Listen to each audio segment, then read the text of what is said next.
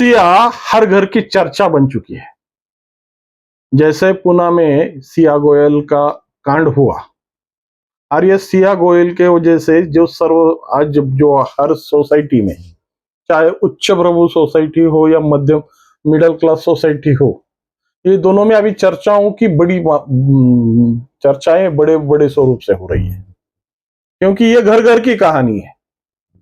हर घर में इस तरह की वारदातें होने की संभावना हर आदमी सोच रहा है।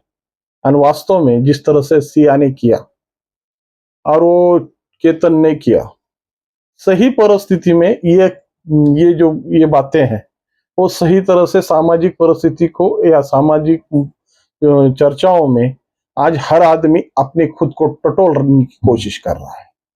वास्तव में ये सिया ने किया हुआ जो कांड है या सिया ने जो एक भूमिका ली है, सही में सही मायने में आज की धरातल की परिस्थिति पर मान्य है क्या, और जिसके परिणाम आने वाले समय में कैसे गिरेंगे, इसकी ही चर्चा करने के लिए मैं आज आपके सामने उपस्थित हूँ।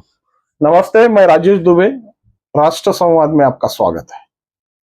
सिया तो ये नाम बड़े प्राचीन काल से हमारे संस्कृति से काफी जुड़ा हुआ नाम है।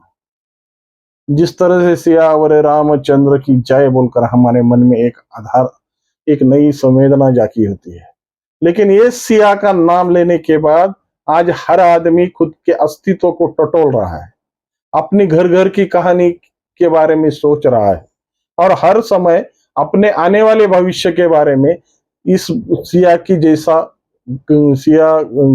जैसी लड़की हमारी जिंदगी को बर्बाद न कर दे, इसके बारे में खुद को टटोल रहा है।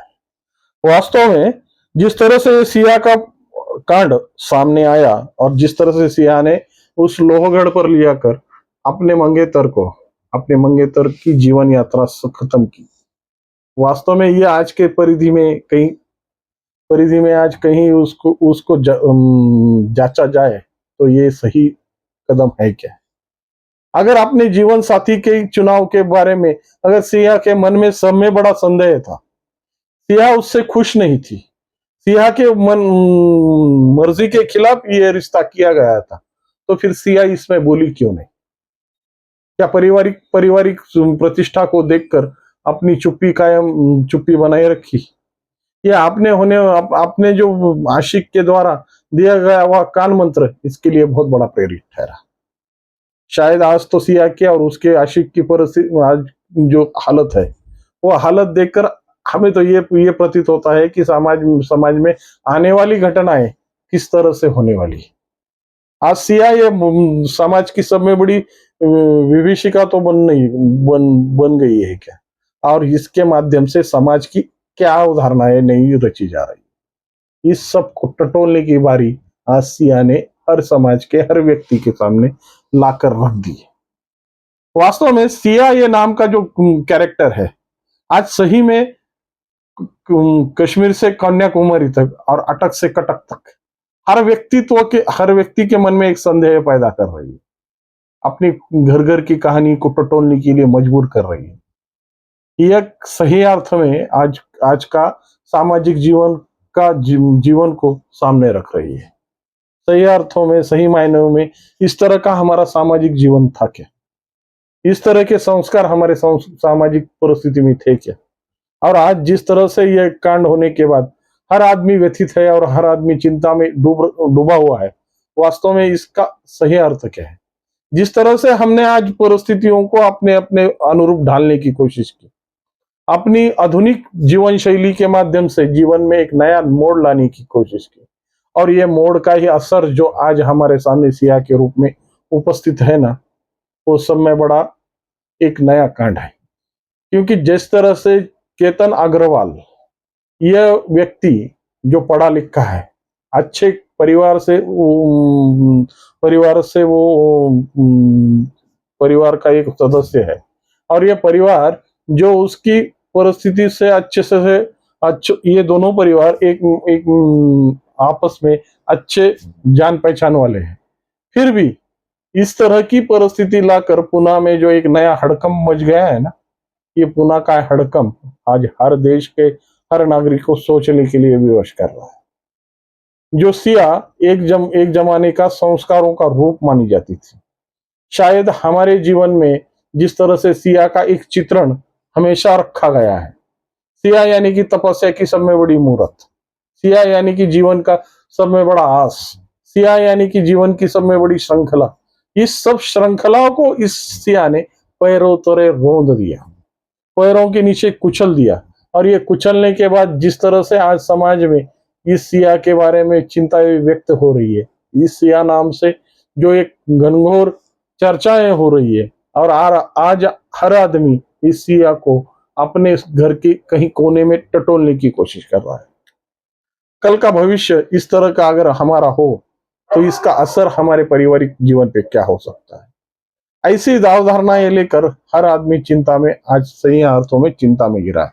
भले ही बोल नहीं रहा होगा, व्यक्त नहीं हो रहा होगा, किसी को बताने की कोशिश नहीं कर रहा होगा, लेकिन अंदर से अंदर अपने जीवन में घुटन महसूस कर रहा है।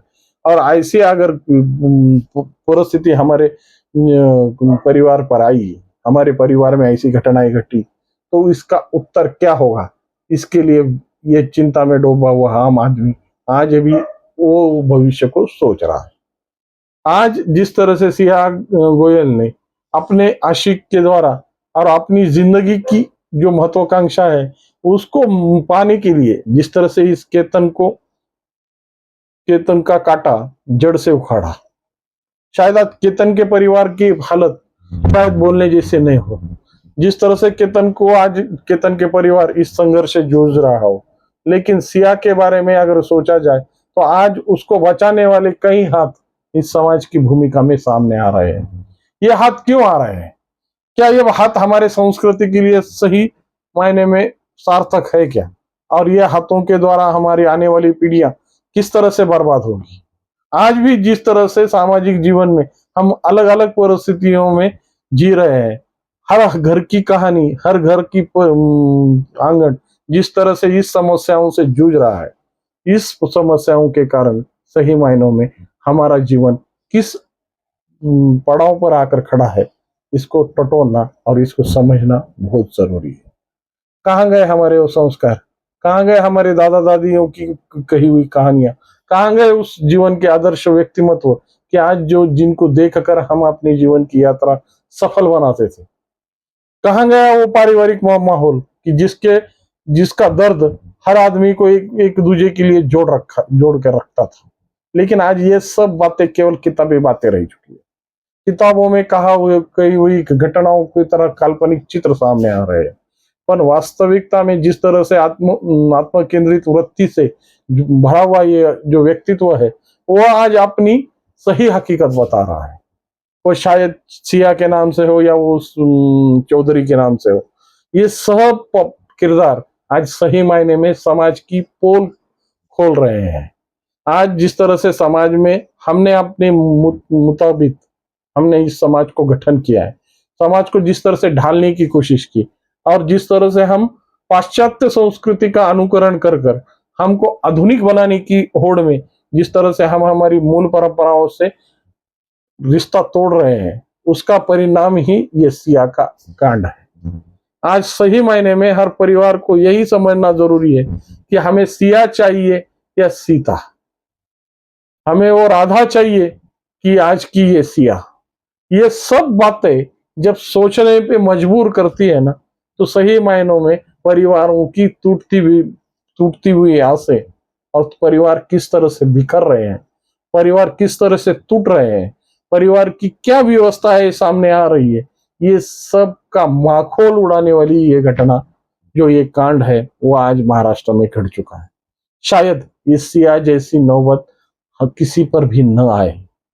सिया ने जो किया वो किसी घर की कोई कहानी न बने, क्योंकि ये कहानी ही इतनी दर्दनाक और इतनी भयावह है, इतनी खूंखार है कि सामाजिक जीवन में इसने सारी तरह की हदें तोड़कर अपने जीवन के लिए किस तरह से जीवन जीना चाहिए, इसका एक पर्यायी नाम का एक नया शब्द जोड़ दिया है।